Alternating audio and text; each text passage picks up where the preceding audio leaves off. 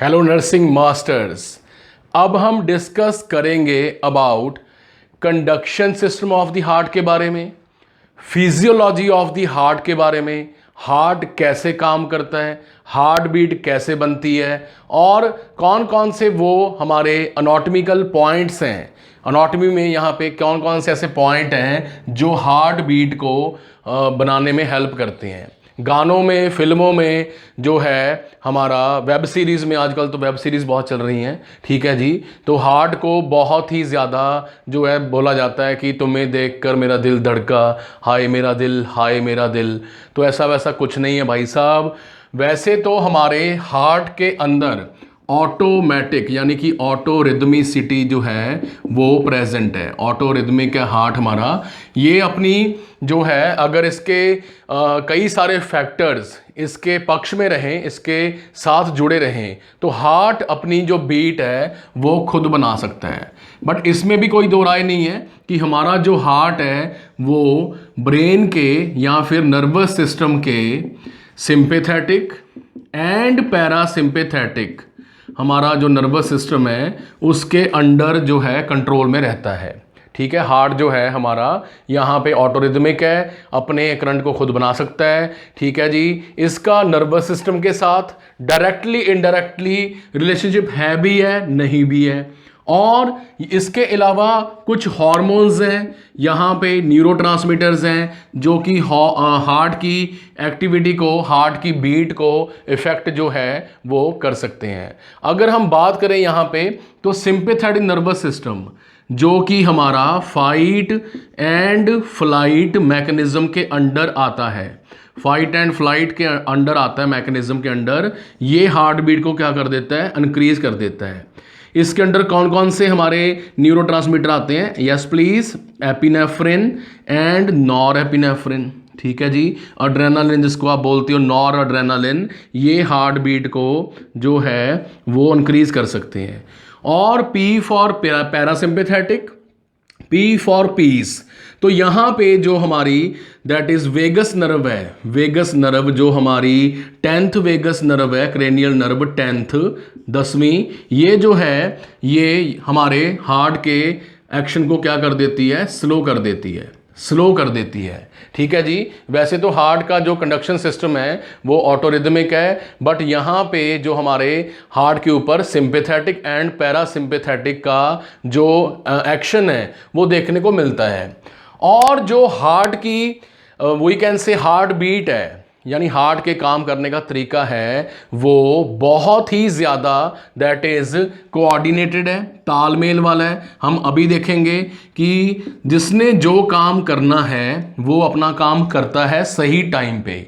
Timing बहुत important है, इसीलिए यहाँ पे एक वर्ड यूज़ किया जाएगा आगे, वो है रिदम। रिदम, ठीक है जी, रिदम जो वर्ड है वो यूज़ किया जाएगा, रिदम, कि किसने कब काम करना है। ये बहुत तालमेल से जो काम है वो यहाँ पे चलता है। तो शुरू करते हैं हमारे दैट इज कंडक्शन सिस्टम की डिस्कशन के बारे में। ये थी इसकी थोड़ी सी इंट्रो। तो जहाँ पे हमारी सुपीरियर वेना कावा एंटर करती है, सुपीरियर वेना कावा जो है वो एंटर करती है हमारे राइट एट्रियम के पास, वहाँ पे कुछ स्पेशल तरह के सेल जो हैं वो प्रेजेंट हैं, कुछ स्पेशल तरह के सेल जो हैं वो प्रेजेंट हैं, जो कि यहाँ पे प्रेजेंट हैं ये वाले सेल। ये जो सेल का मास है, मास ऑफ सेल है, यहाँ पे छोटा सा पॉइंट है, ये इलेक्ट्रिकल इम्पल्सेस जो है जनरेट कर सकता है। इलेक्ट्रिकल इम्पल्सेस, करंट जो है जनरेट कर सकता है। और ये करंट जो है बनने के बाद हमारे दोनों अपर चैम्बर, राइट एट्रियम एंड हमारा लेफ्ट एट्रियम में जो करंट है वो फैल जाता है, जो करंट है वो फैल जाता है।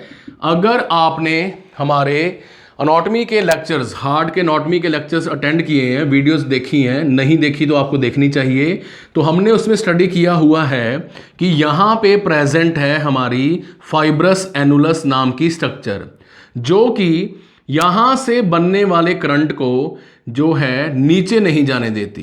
करंट बनता जरूर है, यहाँ से करंट चलेगा, ट्रेवल करेगा कहाँ पे, अब हमारे जो राइट एट्रियम है, लेफ्ट एट्रियम है, वहां पे फैल जाएगा।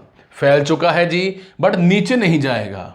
ठीक है, ये जो हमारा स्पेशल मस्कुलर मास है, जो पॉइंट है जो करंट बनाता है, इसका नाम है साइनो एट्रियल नोड। इसका क्या नाम है जी? इसका नाम है साइनो एट्रियल नोड, क्योंकि यहां कहां पे प्रेजेंट है? एट्रिया में, साइनो एट्रियल नोड। और लेक्चर में हम इसको ऐसे नोड के तौर पे डिस्कस करेंगे, ऐसे नोड। ठीक है, ये करंट बना रही है, एट्रिया में करंट फैल गया, बट करंट जो है वो यहाँ पे नीचे नहीं गया। ये जो फाइबर्स हैं दीवारों के बीच में, हार्ट की लेयर्स के बीच में, जो करंट को ऊपर जो है स्प्रेड कर देते हैं, फैला देते हैं, इन फाइबर्स का नाम है हमारा, that is win back fibres, या फिर सिंपल बोलें तो बैक फाइबर्स भी इनको बोला जाता है। बैक फाइबर्स जो है इसका नाम है बैक फाइबर्स, नोट कर लीजिए, बैक फाइबर्स। ठीक है, बैक फाइबर्स इनको बोला जाता है। ठीक है जी, हमारा जो करंट है वो यहाँ पे बना, ओके, ठीक है, और कहाँ स्प्रेड कर गया? एट्रियम में फैल गया। बट ठीक है, मैं आपको समझा रहा हूँ, प्रोफेसर संजीव जो हैं इसके ऊपर काफ़ी फोकस कर रहे हैं, बट उसी टाइम हो क्या रहा है? उसी टाइम जो हमारा इन चैम्बर्स में ब्लड प्रेजेंट है, इन चैम्बर्स में जो यहाँ पे ब्लड प्रेजेंट है, करंट के फैलते ही यहाँ पे प्रेजेंट DO2 ब्लड और यहाँ पे प्रेजेंट ऑक्सीजनेटेड ब्लड। करंट के फैलते ही यहाँ से जो है दोनों एट्रिया क्या कर जाते हैं? कॉन्ट्रैक्ट कर जाते हैं, दोनों चैम्बर श्रिंक कर जाते हैं, कॉन्ट्रैक्ट कर जाते हैं, जिससे ब्लड ऊपर वाले चैम्बर में से नीचे वाले चैम्बर में शिफ्ट हो जाता है। ऊपर वाले चैम्बर में से नीचे वाले चैम्बर में क्या हो जाता है? शिफ्ट हो जाता है। ठीक है जी, तो जैसे ही ऐसे नोड ने करंट बनाया, करंट फैला, तो ये जो ब्लड है वो कहाँ आ गया? यहाँ पे आ गया। ठीक है, यहाँ पे जो करंट है, ब्लड है सॉरी, वो आ गया। ठीक है जी, बट हमने अभी बोला कि ये करंट नीचे नहीं आ सकता, तो ये करंट फिर नीचे कैसे आएगा? अब ध्यान दीजिए, जो हमारे हार्ट की सेप्टम है, ये जो पॉइंट है, इसमें स्पेशल एक ऐसा पॉइंट है जहां से ये जो करंट है, ब्लू लाइन है करंट वाली, ये नीचे आ सकती है। यहाँ पे एक स्पेशल पॉइंट है। ठीक है जी, for example this is SA node, SA node से करंट चला यहाँ पे, तो ये आ गया एक स्पेशल पॉइंट पे। इस स्पेशल पॉइंट का नाम है जी हमारा, दैट इज एट्रियो, क्योंकि एट्रिया में भी प्रेजेंट है, वेंट्रिकुलर, एट्रियो वेंट्रिकुलर नोड। ठीक है, एट्रियो वेंट्रिकुलर नोड, और लेक्चर के दौरान हम इसको बोलेंगे AV node, AV node. Clear है जी? तो ये है हमारी AV नोड, ओके, और ये है हमारी SA नोड। टॉपिक चल रहा है conduction system, electrical system, physiology of the heart के बारे में। तो हमारा जो ब्लड है वो ऊपर वाले चैम्बर में से अब नीचे आ चुका है। SA नोड ने फायर किया, और इसके करंट बनाने को फायरिंग बोलते हैं, फायरिंग। ठीक है, गोली चलाना नहीं भाई साहब, ये है फायरिंग। ठीक है, फायरिंग किया SA नोड ने, और AV नोड को करंट जो है वो भेज दिया। उसी दौरान क्या हुआ? दोनों चैम्बर्स कॉन्ट्रैक्ट कर गए और ब्लड नीचे आ गया। दोनों वाल्व्स को खोलता हुआ ब्लड नीचे आ गया, और यहाँ पे ब्लड भर चुका है पूरा, और वाल्व हो चुके हैं बंद। अब वाल्व हो चुके हैं हमारे बंद, और अब जो AV नोड है, ये जो AV नोड है, ये हमारे bundle of His fibres, bundle of His fibres के साथ, ये जो आप दो ब्लू कलर की लाइनें देख रहे हैं, सेप्टम के अंदर प्रेजेंट है बंडल ऑफ हिज फाइबर्स। ठीक है, इसके साथ करंट को क्या करेगी? नीचे लेके आएगी। करंट जो है अब नीचे आ चुका है, और नीचे आते ही ये करंट जो है जी हमारा दो साइड्स में चला जाता है, दो डायरेक्शंस में चला जाता है। एक तो है हमारी that is left side, okay, और एक है हमारी राइट साइड। ठीक है जी, AB नोड करंट लेके आई, और दो फाइबर्स हैं यहाँ पे जो करंट को, इंपल्स को यहाँ पे नीचे लेके आए हैं। इन दो फाइबर्स का नाम है हमारा bundle of His fibres, bundle of His fibres. Fibres इनका नाम है, रेशे हैं, सेप्टम के अंदर ऐसी स्ट्रक्चर प्रेजेंट है, ये रेशे दो, ठीक है, जो करंट को एवी नोड से नीचे लेके आते हैं। ओके, अब करंट जो है एवी नोड से यहाँ पे इन स्ट्रक्चर्स में आ गया। इन स्ट्रक्चर्स का नाम है जी हमारा, दैट इज पुरकिंजे सिस्टम या पुरकिंजे फाइबर्स, पुरकिंजे फाइबर्स, ठीक है, पुरकिंजे सिस्टम, पुरकिंजे फाइबर्स भी इनको बोला जाता है। तो आपने क्या न्यू लर्निंग की, ऐसे नोड जो कि करंट बनाती है, भेजती है, कौन पकड़ लेता है करंट को, एवी नोड ने पकड़ लिया और नीचे भेज दिया, किसकी हेल्प के साथ, बंडल ऑफ हिज फाइबर्स की हेल्प के साथ। फिर ये करंट किस में चला गया, हमारे पुरकिंजे फाइबर्स में। तो देखने वाली बात ये है कि करंट जो है नीचे कहाँ आया, ये करंट आया आपके हार्ट की मायोकार्डियम लेयर में। ये करंट जो है जी हार्ट की मायोकार्डियम लेयर में आ चुका है, और करंट आते ही यहाँ पे जो मायोकार्डियम लेयर है वो पूरी तरह कॉन्ट्रैक्ट कर जाती है, पूरी तरह कॉन्ट्रैक्ट जो है वो कर जाती है। तो मैं फटाफट इसको रिपीट करने लगा हूं। ऐसे नोड ने करंट बनाया, पूरे एट्रिया में फैल गया करंट ऊपर वाले चैम्बर्स में, और ब्लड जो है यहां से नीचे आ गया। ओके, अब करंट कहां पहुंच गया, एवी नोड में, वाल्व हो चुके हैं बंद, यहां पे ब्लड भर चुका है। अब करंट नीचे आ रहा है हमारा एवी नोड से बंडल ऑफ हिज फाइबर्स में, उसके बाद पुरकिंजे फाइबर्स में करंट चला गया, क्योंकि यहां पे ब्लड प्रेजेंट था। ये मायोकार्डियम लेयर अब कॉन्ट्रैक्ट करेगी और यहां से हमारा ब्लड कहां चला जाएगा, अरोटा में, और यहां से कहां चला जाएगा, हमारे यस कहां, चंडीगढ़ में, अरे लंग्स में, लंग्स में चला जाएगा। ठीक है जी, लंग्स में चला जाएगा। तो ये हमने देखा कंडक्शन सिस्टम, ऐसे node making current, AV node receiving current, sending to bundle of His fibres and Purkinje fibres. ये पुरकिंजे फाइबर्स कहां पे प्रेजेंट हैं, ये प्रेजेंट हैं हार्ट की मायोकार्डियम लेयर में, जो कि इसको क्या करेंगे, कॉन्ट्रैक्ट करेंगे। तो यहां पे तालमेल कैसे आया, तालमेल को समझिए, तालमेल पे फोकस करते हैं कि जैसे ही ऐसे नोड करंट बना रही है, यहां से ब्लड जो है धीरे धीरे करंट जो है फैलेगा और ब्लड नीचे चला गया। ठीक है, एवी नोड ने करंट पकड़ लिया, जैसे ही ये दो हमारे दोनों chambers right ventricle and left ventricle blood से भर गए, उसी टाइम एवी नोड ने करंट नीचे भेज दिया और ये मायोकार्डियम लेयर कर गई कॉन्ट्रैक्ट।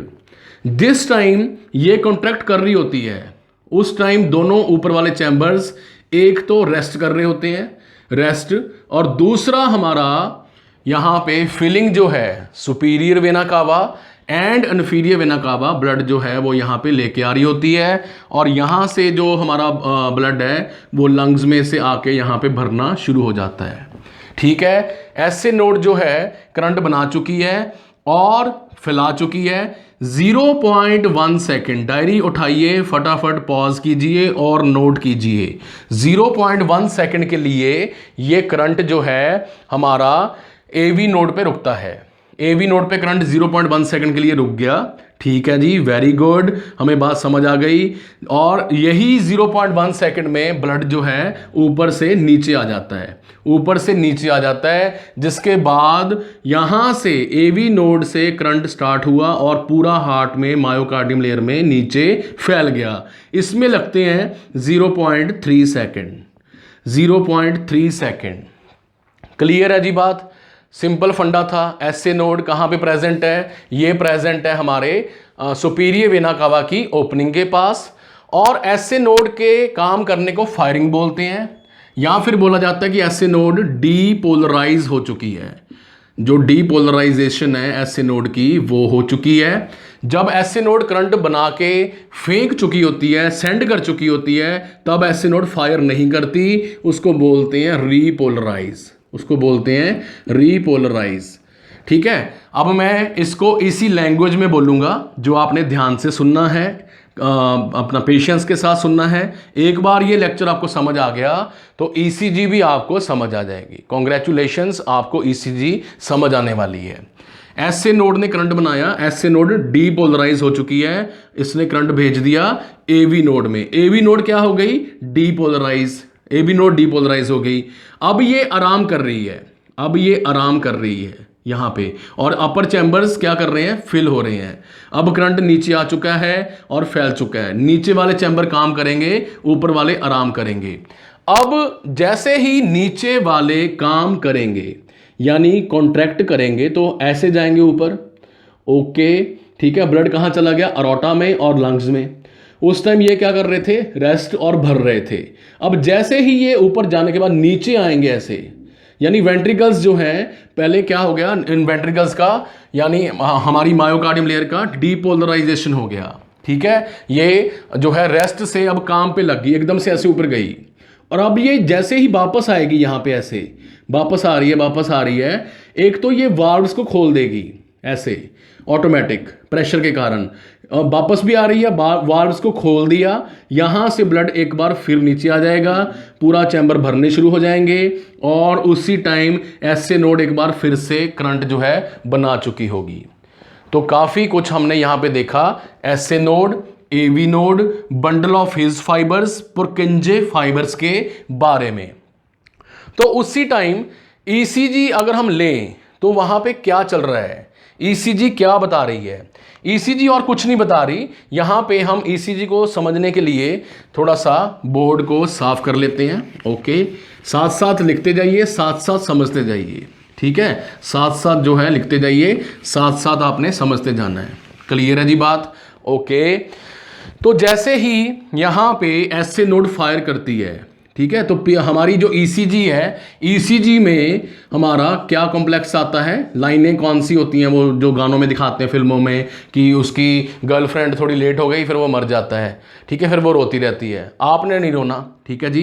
तो पी वेव जैसे ही एसए नोड फायर करती है तो यहां पे बनती है पी वेव। पी वेव बन चुकी है, यानी पी वेव ने क्या बताया कि एसए नोड फायर्स, ठीक है, एसए नोड जो है वो फायर कर चुकी है। क्लियर है बात, पी वेव साथ साथ नोट करते जाइए। पी वेव जो है क्या बता रही है, SA node fires, okay good. तो अब ये करंट फैलेगा भी, अब ये करंट फैलेगा भी पूरे उसमें एट्रिया में। एसए नोड ने तो भी करंट बनाया है, तो पी वेव बनी है, ठीक है। अब ये करंट यहां पे ऐसे फैलेगा। तो ये जो लाइन है, दिस इज टेलिंग, ये बता रही है कि करंट जो है वो एट्रिया में फैल रहा है, फैल चुका है, ओके। अब यहां पे करंट जो है एवी नोड में पहुंच गया, क्योंकि यहां पे एसए नोड फायर नहीं कर रही, ठीक है। करंट फायर कर चुकी है, जितना करना था कर चुकी है, करंट पूरा फैल चुका है, और अब करंट कहां आ गया, एवी नोड के पास। जैसे ही करंट एवी नोड के पास पहुंचता है 0.1 सेकंड के लिए ये यहां पे वेट करता है। तो यहां पे जो मशीन है वो ऐसे नीचे नेगेटिव की तरफ जो है, नेगेटिव, ठीक है, डिफ्लेक्शन शो करती है। ये वर्ड नोट कीजिए, डिफ्लेक्शन शो करती है, ठीक है जी। क्लियर है बात, तो नेगेटिव डिफ्लेक्शन यहां पे बन चुकी है। अब 0.1 सेकंड के लिए करंट यहां पे रुका था, अब एकदम से ये फायर कर देगी, क्योंकि तब तक ब्लड जो है वो यहां पे आ चुका होता है, वाल्व बंद हो चुके होते हैं, तो यहां से करंट जो है नीचे आएगा तेजी से, और वेंट्रिकल्स क्या कर जाएंगे, कॉन्ट्रैक्ट कर जाएंगे। तो यहां पे हमारी जो पी वेव ऐसे बनी, एसए नोड फायर, करंट फैल रहा है, अब रुक गया, नीचे की तरफ डिफ्लेक्शन बनी, एकदम से ऐसे रिफ्लेक्शन बनेगी, एकदम से ये ट्रायंगल जो है ईसीजी का मशहूर ट्रायंगल ये आपको देखने को मिलेगा। ईसीजी का फेमस ट्रायंगल जो है वो यहां पे आपको देखने को मिलेगा भाई साहब, ठीक है जी। तो ये बना आपका QRS कॉम्प्लेक्स बन गया, इसको बोलते हैं QRS कॉम्प्लेक्स, ठीक है। QRS इकट्ठा बोला जाता है, तो ईसीजी को बोला जाता है PQRST कॉम्प्लेक्स, ठीक है। तो आपने देखा पी वेव क्या बता रही है, एसए नोड फायर। ये लाइन क्या बता रही है, ये बता रही है दैट, ये लाइन यहां पे क्या बता रही है, दैट क्या हमारा करंट जो है, ठीक है, current is spreading over atria, atria के ऊपर, एट्रियम के ऊपर यहां पे करंट जो है वो फैल रहा है। क्लियर है जी बात। और क्यूआरएस क्या बता रहा है, क्यूआरएस बता रहा है एवी नोड ने क्या कर दिया, फायर कर दिया। वेरी गुड, जिस बच्चे ने अभी फायर बोला बहुत अच्छा बोला। दैट क्यूआरएस का मतलब है अब एवी नोड यहां से फायर करेगी, ओके, एवी नोड ने फायर कर दिया तो यहां पे क्या हुआ, करंट तेजी से नीचे आया और फैल गया, और वेंट्रिकल्स क्या कर गए, कॉन्ट्रैक्ट। तो क्यूआरएस क्या बता रहे हैं, क्यूआरएस बता रहे हैं कि वेंट्रिकल्स जो हैं वो क्या कर गए जी, कॉन्ट्रैक्ट कर गए, ठीक है, सुंगड़ गए, श्रिंक कर गए, और ब्लड जो है अरोटा में और हमारे पल्मोनरी क्या बोलते हैं, आर्टरी में चला गया, अरोटिक वाल्व को खोल के एंड पल्मोनरी वाल्व को खोल के ऊपर चला गया, शिफ्ट कर गया अरोटा में और लंग्स में, ठीक है। तो क्यूआरएस समझ आ गया जी सभी को, ओके, ठीक है। तो अब हम यहां पे देखेंगे कि एक बार फिर जो है जितना फायर होना था एवी नोड ने कर दिया, एक बार फिर नेगेटिव डिफ्लेक्शन बनेगी, यहां पे ऐसे नेगेटिव डिफ्लेक्शन बनेगी, ये वाली जो है नेगेटिव डिफ्लेक्शन यहां पे बनेगी, और अब जो है हमारे वेंट्रिकल्स वापस रेस्ट पे आ रहे हैं, वापस नीचे की तरफ आ रहे हैं। ये लाइन क्या दिखा रही है, ये लाइन दिखा रही है दैट वेंट्रिकल हमारी, यहां पे वर्ड यूज करेंगे हम रीपोलराइजेशन, सिंपलिसिटी के लिए हम कह सकते हैं रेस्ट कर रहे हैं या फिर रीपोलराइज कर रहे हैं। सिंपल समझा रहा हूं मैं आपको ताकि आपको पहले कंसेप्ट समझ आए, ठीक है जी। तो यहां पे ये लाइन बता रही है कि वेंट्रिकल्स आर रेस्टिंग, और यहां पे बनेगी टी वेव, अब बनेगी यहां पे टी वेव। ये टी वेव क्या बनाती है, बताती है, ये बताती है कि हमारा जो वेंट्रिकल्स हैं वो कंप्लीटली पूरी तरह क्या कर चुके हैं, रेस्ट कर चुके हैं, कंप्लीटली रीपोलराइज हो चुके हैं, कंप्लीटली रीपोलराइज हो चुके हैं। तो मैं दोबारा एक आधे मिनट में इसको फटाफट रिपीट करूंगा ईसीजी टॉपिक को, ठीक है, कि जैसे ही पी वेव बनी, यस, एस नोड फायर्स, ठीक है, करंट फैलता फैलता एट्रियम में फैल गया, अब रुका एवी नोड के ऊपर, एवी नोड ने फायर किया, फटाफट बना क्यूआरएस, ठीक है। तभी आप देखोगे वो गानों में, फिल्मों में पल्स ऑक्सीमीटर पे ऐसे बनती है, ऐसे ऐसे, ये चीज एकदम से ऐसे बनती है, ऐसे, ठीक है, एकदम से। तो ये क्यों बनती है एकदम से ऐसे, तो यहां पे एकदम से करंट जो है हमारा एवी नोड से कहां चला गया, हमारे बंडल ऑफ हिज फाइबर में, पुर्किंजे फाइबर में, और क्यूआरएस क्या बता रहा है, क्यूआरएस बता रहा है कि वेंट्रिकल्स कॉन्ट्रैक्ट कर गए। अब वेंट्रिकल्स वापस आ रहे हैं तो ये लाइन बता रही है कि वेंट्रिकल्स रेस्ट करने पे आ रहे हैं, और टी वे बता रही है कि वेंट्रिकल्स पूरी तरह रेस्ट पोजीशन पे आ चुके हैं और ब्लड उनमें एक बार फिर से भर चुका है, और फिर से यहां पे आगे बनेगी हमारी पी वेव। ये जो सर्कल है ये फिर चल पड़ेगा, क्लियर है जी। कंडक्शन सिस्टम, एससी नोड के बारे में हमने डिस्कस किया, हमने एवी नोड के बारे में डिस्कस किया, हमने देखा कि कैसे बंडल ऑफ हिज फाइबर्स जो हैं यहाँ पे अपना काम कर रहे हैं, कैसे यहाँ पे जो हमारी मायोकार्डियल लेयर है वो कंट्रैक्ट एंड रिलैक्स कर रही है, किसके इशारे पे, हमारे बंडल ऑफ हिज फाइबर्स के इशारे पे जो है यहाँ पे ये काम जो है चल रहा है, ठीक है। तो हमने यहाँ पे काफी कुछ जो है देखा कि, और इनको कौन कंट्रोल कर रहा है, इनको कंट्रोल कर रहा है हमारे नर्वस सिस्टम, यहाँ पे sympathetic nervous system and parasympathetic nervous system, और कुछ हार्मोन्स हैं, एड्रेनालिन, नॉरएड्रेनालिन, जो इनको ऊपर असर डाल सकते हैं, सोडियम जो है वो इनके ऊपर असर डाल सकता है, ठीक है। तो काफी कुछ जो है हमने यहाँ पे देखा कि SA node, AV node, bundle of His fibres and Purkinje fibres कैसे जो है यहां पे conduction system of the heart को बनाते हैं। अब ईसीजी के डिसऑर्डर की बात करें तो आपने यहां पे याद रखना है कि टाइमिंग आपने स्टडी करनी है, उसके ऊपर हम एक अलग से वीडियो बनाने जा रहे हैं कि ईसीजी को कैसे रीड करना है। बट फिलहाल इस वीडियो में एनाटॉमी एंड फिजियोलॉजी का लेक्चर है, सेमेस्टर 1 फ्रेशर स्टूडेंट्स के लिए, बीएससी जीएनएम के लिए, कि आपको पता होना चाहिए किस टाइम क्या चल रहा है। 0.1 सेकंड के लिए करंट रुकता है, 0.3 सेकंड में करंट जो है वो यहां से पूरा फैलने में लगा देता है, ठीक है। तो उस टाइम ये जो चैम्बर्स हैं क्या कर रहे होते हैं, रेस्ट, और ये कर रहे होते हैं काम। जब ये कॉन्टैक्ट करेंगे तब ये कर रहे होते हैं आराम, ठीक है। तो यहां पे ये था हमारा topic, that is conduction system of the heart.